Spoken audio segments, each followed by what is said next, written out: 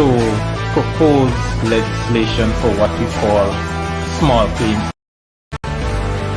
I would like to ask the AG to propose legislation for what we call small claims court. There are lots of poor people, to an example you just gave, that they have issues with others and sometimes with large firms, but the lawyer fee is greater than the fee you're claiming. It is their right. Yes. The right that someone has. All of our rights exist in context. What is the context for second medical opinion? Because of disrespect to the process. No. Jesus, this is common sense, man.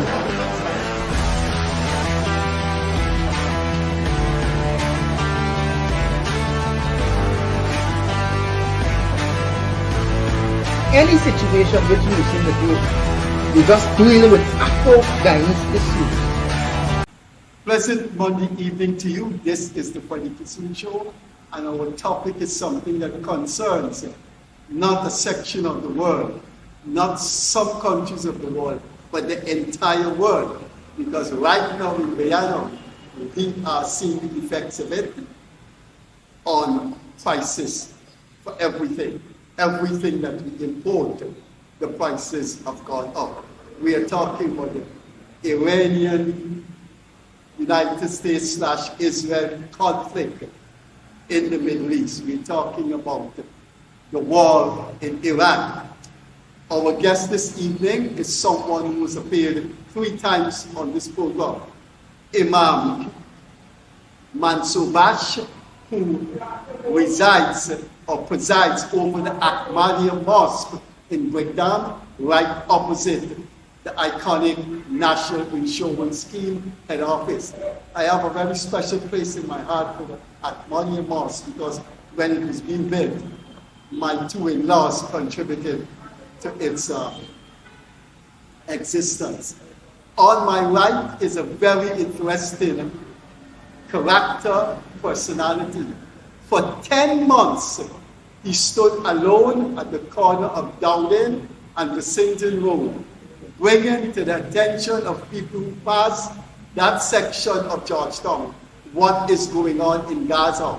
Shamal Zamaulddin has been 10 months at the corner of Dowden Street and Washington Road, bringing to Guyanese the genocide that is being committed by Israel in Gaza.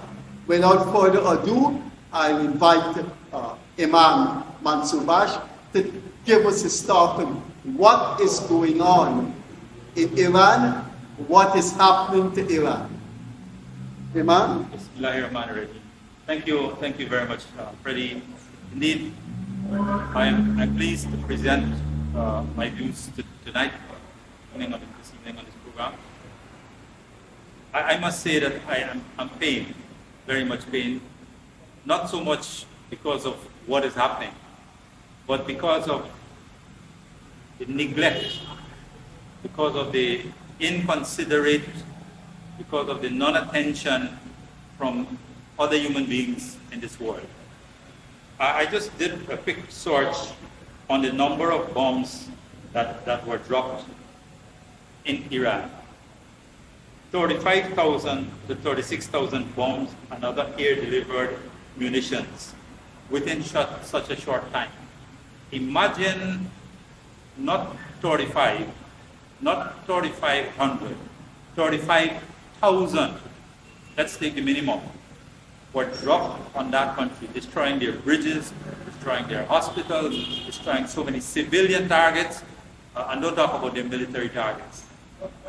And nobody is talking about all of that damages, those damages and those injury, and especially the 268 girls who were killed in that school in the very first attack. Shameless attack. So as we look at this, open war that is going on, at one time the narrative was controlled. At one time we could have only heard what the oppressors wanted us to hear. It is all about the oil. It is all about the resources of those people a big bully or a group of bullies want to take it and they find an excuse to attack them. Yes, Israel is attacking them because that has always been their dream. But the others are joining in just because they need the oil that is there. I can go on and talk about this issue for a long time. Because we have, on one aspect, the unity of two countries to attack Iran, and we have the other countries who are just sitting back looking on as bystanders. This is so unfair because we are talking about UN conventions, we are talking about so many international institutions, and right before our eyes, we are seeing all of those conventions, all of those rulings thrown into the garbage bin. Yet, when Iran said that they're going to stop the trade or the passage, or they're going to close the Strait of Hormuz, we hear, oh, UN Convention 34, it's against that, you can't stop any international traffic. So what about the other conventions? Why aren't we quoting those?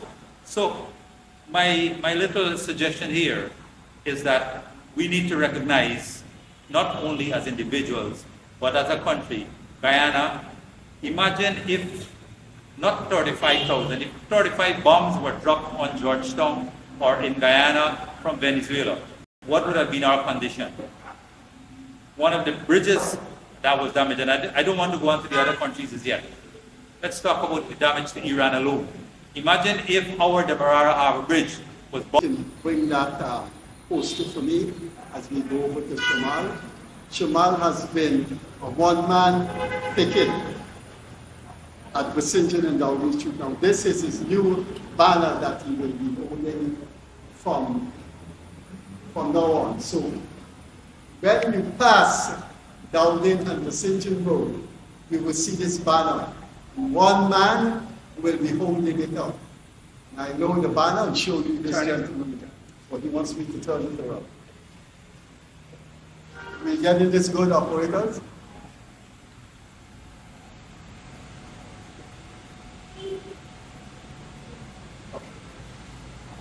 You could actually hit Western if you want to. Okay, I want to address the fact that I've been standing with this flag of resistance for 10 months since July last, currently. And I want to talk about this flag a little bit before we enter into the Iran discussion. Because up to last week, many people meet me on the walkway and they say, what is Free Palestine? And that's a shocking, naive comment to me. You mean you haven't heard 2.5 years into that genocide? So when the oppressed say we want to be free, it is a declaration of human dignity and an assertion of their right to self-determination. This cry often signifies a refusal to continue suffering on the injustice and a demand for liberation from systemic exploitation, inequality, and abuse. A free Palestine means a land that is free and safe for all, Muslims, Jews, Christians, as it was before 1948. Only an oppressor can confuse a call for freedom with hate. When the oppressed say, we want to be free, the oppressor hears, we want to destroy you. Because deep down, the oppressor knows what they have done and assumes it will be done for them. This is why Free Palestine triggers such fear. Free Palestine is an invitation for people to see clearly, to recognize what's right in front of them that they have been taught to ignore, to free them from the colonial mindset that makes domination feel like safety, that makes prisons feel like security, that makes another's erasure feel like survival, to free them from the exhausting role of oppressor. Palestine is not a prize to be won. It's a real place filled with real people who bleed, love, plant, and pray. The olive trees, the hills, the languages spoken, the prayers whispered, the grief and joy passed down. These are not symbols, they are living memory. So when you see me with this flag, it's not just waving something without meaning. So this morning, when Freddie called me up, he said, can you come and talk about Iran? That some of the imams, am I right, and the sheikhs, and the Maulanas, they did not want to come and appear because of whatever differences they have in their mind. So I looked up YouTube, and I've seen these, but I said, let me print it out. And you can see it there, and I'll go through it. Because a lot of people think that the Sunnis and the Shias, they have this tremendous difference that they can't bridge. Not true. So the first video says why Wahhabis, clerics, stand against Iran and reject Islamic unity. The Wahhabis are from Saudi Arabia, and they have spread their ideology all over the world. The second one says Sunnis support Iran. The third, the great Arab betrayal. And the fourth, can Muslims cheer for Iran in this war? And there are many like these. You can just YouTube it. So I thought, I told him I've written about 30 essays on the Iranian crisis or conflict. I've written over 750 essays on Palestine. So I took some snippets and I'll share it with you. They are not disjointed, they are good food for thought. So listen carefully. Good food for thought. It's not all of them, and it's not disjointed, I said. Not like Trump's ramblings. So I begin with this. A nation can survive its fools and even the ambitious, but it cannot survive treason from within. So said Marcus Tullius Cicero. From the blood-soaked land of Karbala to Salahuddin's recapture of Jerusalem, existential civilizational battles such as the one we are undergoing today point to this unavoidable reality. It is always the enemy within that impairs struggles for liberation the most. Before he directly fought the Crusaders, Salahuddin made sure to clean up house first. He struggled to conscript and unite the hearts of the Muslims as one body. His biggest battle was not the one in Jerusalem. It was with fellow Muslims who had grown too accustomed to the humiliating taste of the mud of degradation in their mouths, whether in Damascus or Cairo. Before going after the external enemy, he embarked on the hardest battle of all, the occulted internal one, for the hypocrites, collaborators, and defectors to be vanquished first. Okay, could we come back to that? Yeah, sure. Mazoor, something I've been writing about this thing since Israel attacked Iran. Remember, there was the first attack, then Iran was responded. You said 35,000 bombs and other deliveries were dropped in Iran, a country with, I think, more than 500,000 square miles. What I find mysterious, and is there an explanation for it, wouldn't 35,000 bombs dropped on a square mile of 8,000, would that devastate 8,000 square miles? I mean, Region 9 is 4 times the size of Israel. Region 1 is about the size of Israel. Why doesn't Iran finish the job and just decimate 8,000 square miles without killing people, of course? First of all, thank you, Freddie. First of all, the figure of 8,000 plus bombs for 35,000. 18,000 and 19,000 from America, 18,000 from Israel, right. These are the IDF official statement given by the Israeli military confirmed it conducted 10,800 plus strikes and dropped over 18,000 munitions during the 40-day campaign. It's a their figure.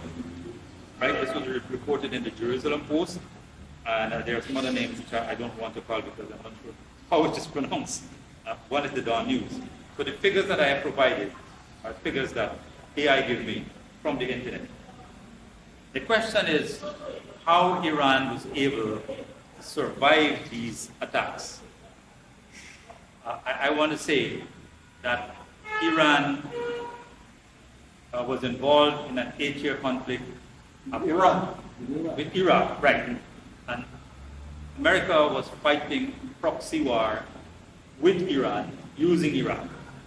So they supplied all the ammunition and they supplied all the technology and they did everything to fight Iran. So Iran learned during that phase. Iran went through a war of 8 years. Iran was prepared for the long haul, right? Now, please understand, I'm not supporting war. I am not supporting that Iran should be prepared for war and everything else. I'm just explaining what I think happened.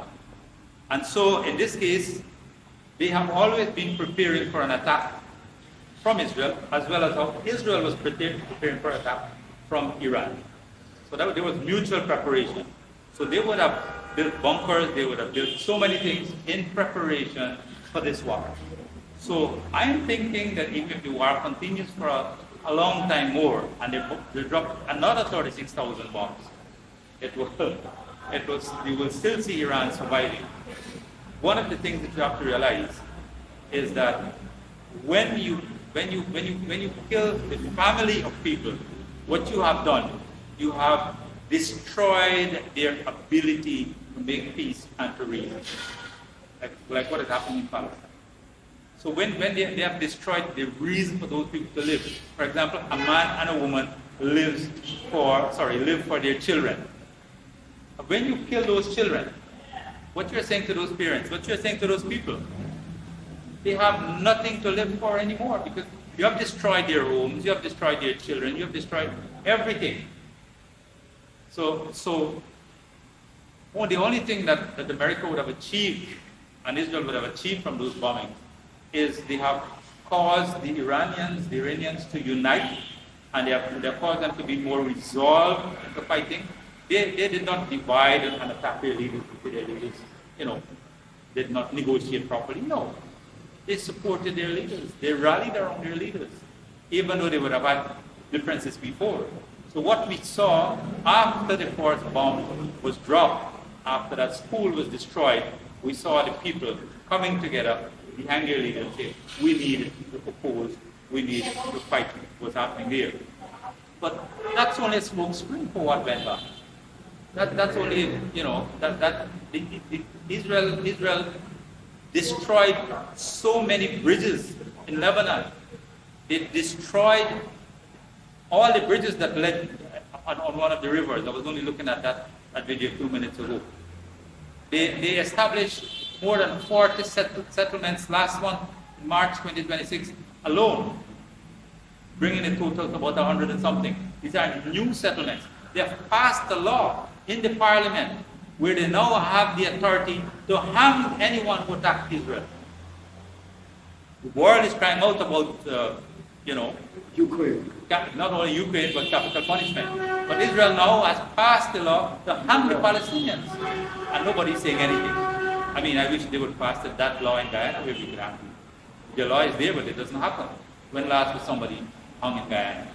So, and the reason for that is because of the pressure we are taking. I know that for sure. I know, but direct pressure from the EU on Guyana, in which aid was the Guyana government at the time, whichever government it was, both PNC and PDP government, that there would be a problem in dispensation of aid if we carry out the death penalty. Imagine that. And now a law is passed during the same wartime, during the same 40-day conflict, giving the Israelis authority to hang the Palestinians if they are guilty of treason, if they are guilty of terrorism, if they are guilty for a group of things. My friend, the thing that is happening is it cannot be believed. If somebody's telling you that this thing is happening, you know, when we read in the Bible and we read in the Quran about Pharaoh killing the firstborn of every Israelite, you think, but how could he be so cruel to kill a child? You know, how could that happen? How is it possible that a man could have been so cruel? Today we are seeing, and people are seeing, that villages are destroyed, not a single person. We are seeing a nation is being destroyed. 1.6 million people are being attacked and are going to die of hunger. And what happens? We treat it as just everyday news. Oh, so many died today. Oh, so many will die tomorrow. We are not thinking what effect this will happen on our children, what effect this will have on our children. We are not thinking what effect this will have on the world. So let us relook at this war and what it means for us, not only economically, not only physically, but psychologically. What is it saying to the world? You can kill anyone if they don't agree with you. You can kill anyone if they don't give you the oil. You can take whatever you want in the world. It's so wrong. Mazoor, you know, I read, and I think I saved it, where the death toll for children in the Ukrainian, the Russian conflict with Ukraine, which is past 3 years now, is around 3,500 children. Do you know the death toll for children in Gaza is about 20 times the death toll for children? 3,500 children likely to have been killed in the Ukraine, more than 30,000 children. I think what we are witnessing here is perhaps the most cruel regime, the most cruel government. And I have said it in my columns in the Chronicle. I think the Israeli government is perhaps worse than the Nazi regime. I think they are. Yeah, they are. Those people, But these things are predicted. These things are predicted by all the scriptures. The Dajjal has been predicted by the Prophet Muhammad sallallahu alaihi wasallam. Dajjal, the term Dajjal does not appear in the Quran. The word Dajjal is in the Hadith, saying with the Prophet Muhammad sallallahu alaihi wasallam. Dajjal means a liar, and we don't need any other description than that for the Israelis. For all of these people. For all of these people who are coming to claim that they want peace, they want it, you can't listen to any news broadcast anymore. You have to decipher between the lines to see whether it is true or false. There is nothing anybody can tell you now, any of the leaders. I don't want to get myself into trouble to see that goes internationally. But any one of the leaders, when you listen to them, you can't expect truth anymore. It's the last thing that you have to hear from another source before you believe it. So this is evidence of the last time. And there are many, many other evidence that I can do. And unless we fight it, it's going to continue. A question I'm sure you'd want to ask me, why does God allow it? Why does you asked the question. Why does God allow it? And I want to say that God allows darkness so you can see light. If there is no darkness, this entire mosque was in darkness, then you couldn't understand, you couldn't appreciate light. But when the light goes away and there's absolute darkness, when the light starts coming back, you will appreciate light. So you need darkness to understand light. You need these cruelties to understand strength, to understand purity, to understand love, and to see our resolve and our struggle to fight evil. So it's necessary. Evil will not go away without a fight. Muslims need to recognize this. Human beings need to recognize this. If you don't have laws restraining people from doing evil, they will continue to do evil. So evil at a personal level, at a national level, at an international level, has to be restricted by us. You know what Smotrich said recently? He said, the Israeli minister. Yeah, he said, we, the chosen people, are not bound by international law. They're lawless. They're crazy. They're demonic. They're But psychotic. you imagine these were the people that Hitler had to deal with. That's right. That is the kind of mentality that was Exactly. thrusted upon Germany That's right. after the Nazi Party came into power in 1933. And Hitler said, look, these people are going to displace us. Exactly. We better fight them. And they were thrown out of 110 countries. All right? They are demonic. I mean, you listen to them. But not all Jews. No. I'm not going to agree with that. We're talking about the state of Israel. Right? 90% of them agree with the genocide in Gaza. Yeah, it's the Jews outside. that The do not agree. outside ones Yeah, are yeah. different. All right. There are many who are walking the streets with the rest of humanity. Yeah, yeah. All right. So this is important. Can I quote what Spain's MP Leon Belarus said? Yeah. Okay. But 1 second, before you move on, to go, I just want to re-emphasize the point that Freddie made just now. While we identify what was done wrong or what is done wrong by Netanyahu and Israel, and while we identify what America and other countries are doing, we should never go in the direction where we generate hatred for a people. No, never. So we need to guard ourselves against that. But he did make the distinction right. that the Israelis in Israel, Yeah, they are 90% crazy. support the genocide. Right. It's not so when you go into No, but there Canada, are people the US. there are people also in Israel who don't like what's going on in Israel. No, they are protests against Netanyahu. That's true. So let's just No, make no, that but clarification. 90%, let's make it clear, they are committing genocide. I don't want to be soft on them, all right? They are not soft on the children, no. So, Spain's Leon Belarus, since October 2023, she has been speaking out against the genocide. She said, after Palestine, after Venezuela, after Cuba is being threatened, we are now seeing how the United States and Israel are attacking Iran in a fresh violation of international humanitarian rights, the same rights that were trampled in Gaza. We have said this with total clarity. We must stop them before they destroy the whole world. Now, that's not an empty statement she's making there. If you go on YouTube, that's from a NATO country. right, if you go on YouTube, you will see the rabbis stating, our job is to take over the world. That the goyim, the cattle, they call us, right, must be destroyed. This world belongs to us, they say. So she goes on. This is a war for oil. It is no coincidence that Venezuela and Iran were two of the main countries selling cheap oil to China. This has nothing to do with democracy. It has to do with the war for money for oil. And what the United States wants is to improve its position in the trade war it has with China. From here, we will tell the Spanish government, as many times as necessary, it is time to break relations with those who've encouraged genocide and for 2.5 years have perpetrated that genocide against Palestinians. And recently, Spain did just that, right? It is time to isolate Donald Trump internationally, to break all the relations we have with this terrorist state, the United States, and to close once and for all the American bases on Spanish soil. Well, I hope they do that. I hope they do that. They recently.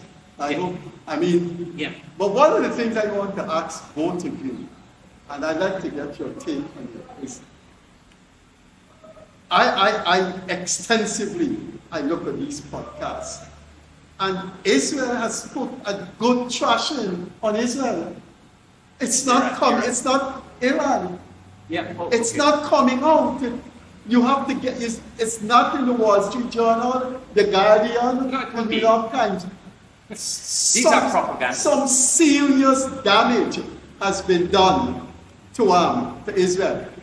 This program is being filmed at 4 o'clock. When I was leaving home, there was a podcast. I can't remember Jeffrey Sachs. One of the fans was saying, they don't know if Israel is going to recover. We are not seeing the quotas that Iran is putting in Israel. Yeah, but there are many aspects to war. And one of it is millions of Israelis have already fled the chosen land, right? So where are you going to get the labor, right, to continue to develop your country? You can't, because they are not going back. They've made it very clear. We are leaving permanently. We cannot handle this war mentality all the time. So that is one aspect of it. Let me put it in perspective. America is the big bully in the schoolyard. And when that big bully walks about, anything he wants, he gets. I want that, he takes it. He wants it.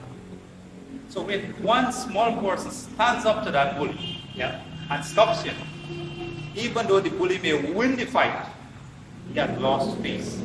So what Iran did is that it stood up to America and it stood up to Israel. So they have lost face. They didn't win the war outright. You didn't have that white flag coming up and saying we surrender. So basically, that is considered a win from an Iranian point of view. But they didn't win the war to say that they did. But what we need to know before we go through these programs is that what has been going on in Gaza and now in Lebanon is a country sent jet fighters with bombs. And bomb places in which there's no army, no navy, schools, no air force, universities. So he talked about the bridges. So they leave Tel Aviv in these jet fighters, and they go and bomb a string of schools, go and bomb a string of buildings, go and bomb a string. And there is no war. So there's no war in Gaza. There's no war in Lebanon. And that is why the vulnerable, I think Israel will dissipate tomorrow if there are ground forces encounter between them and Iran. Because they don't know how to fight. They have to educate people all the time. Right? I'm not all day because all these women and men have their cameras taking pictures. You're leading by example. That's good. That's the point. All right? And the Quran has many fighting verses. Yes. So you said it. I mean, I'm not going to reiterate what you said because you said the people in Lebanon, Gaza, or Palestine, and Iran have a right to fight. There are many fighting verses in the Quran. You can't sit down at home and believe you're going to have victory. Whilst the Israelis and the Americans are dropping bombs, what are you supposed to be doing? Right? We're supposed to be fighting back. And, when Abu Sufyan was asked about this supposed prophet, he replied, he was asked by Heraclius, the emperor of that time, tell me about your prophet and his battles.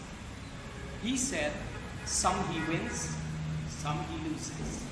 He said, then I will go and meet this prophet and I'll wash his feet. He thought because he's a prophet, he's going to win everything. No, you're not going to win everything. Right? There are times you're going to lose. So I don't want to sit here and say Iran has won from this aspect or Iran has lost. They will lose militarily. They don't have the firepower of American Israel combined. But they have a nuclear bomb straight to the world. As we have seen, right? As you said at the beginning, prices skyrocketing in every country in the world. Every human being is affected. All right? Let's continue. All right, can you go on and then catch your thoughts? Trump's demand that Iran should shut down its nuclear program and give up its missile capabilities in return to no new sanctions is as tone deaf as calling on Hamas to disarm in Gaza. But you know that's a lie. There's no nuclear warhead in No, there's none. He said they should shut down. Shut down what? What they don't have? Khamenei made it clear in a fatwa where we are not going to make any nuclear bomb because human life is sacred. We have no right to do what the Israelis are doing, right? Murdering people. So, but since America have long dispensed with diplomats who are linguistically, politically, and culturally literate, who can step into the shoes of their adversaries, like they went to Pakistan, they have been led to another war in the Middle East by the newest coterie of buffoons, like Pete Beck said. What qualification does he have? He's a drunkard. He has all these tattoos on him about the Crusades, right? He has nothing in his head except bullyism, as you rightly said. Anybody, Trump escaped going to war 5 times, saying he had bone spurs, right? He's a bully. Anybody could just stand up and say, I'll beat you and all that. When it comes to the real fight, you're nothing more. But I want to ask you something that you said, as Mazoor is checking his class. Leave out the United States. If Israel and Iran go to war, I mean, any schoolboy doing engineering will tell you that's a walkover. Yeah. It's 8,000 square miles. Imagine consistent bombing of 8,000 square miles, what that would be. And one suspects that Iran is on a PR blitz. We don't want to appear to the world and subsequent generation as the country that killed millions of Jews. And therefore, it's very strategically impossible for them to bomb that 8,000 square miles because you're going to kill a lot of Jews. How can they defeat Israel, in which 8 million people are located, crammed in 8,000 square miles? Linden is bigger than 8,000 square miles. How could you bomb 8,000 square miles without killing millions of people? Is that the reason Iran is holding back? I've been told that. Well, the thing is that A very learned Islamic scholar from Canada told me that. Shamal has given the Chinese view that they are not attacking civilian targets. And I think that's very clear. Iran wanted to attack Israel. All the missiles and all the attacks they did, all the American targets They would have across gone to Israel. they would have sent it to Israel, and that would have been quite a statement. Again, I don't want to focus so much on the physical conflict, Iran's conflict. I want to focus on their right to exist. Each country has a right to exist. Iran has no nuclear weapon. Why was the war launched? The same way that Saddam did not have any weapons of mass destruction. Who should pay for those damages? The same way, why was Gaddafi killed? So we are seeing one after the other. We see right next to us Venezuela. Why was Maduro adopted? Where is the evidence? So over and over, we see a repetition of the same set of lies presented to us as an excuse. I saw one American stand-up comedian saying, you know, it's strange how everywhere we take democracy, we find oil. Anywhere, wherever country we insist that they have democracy, they happen to have oil, you know.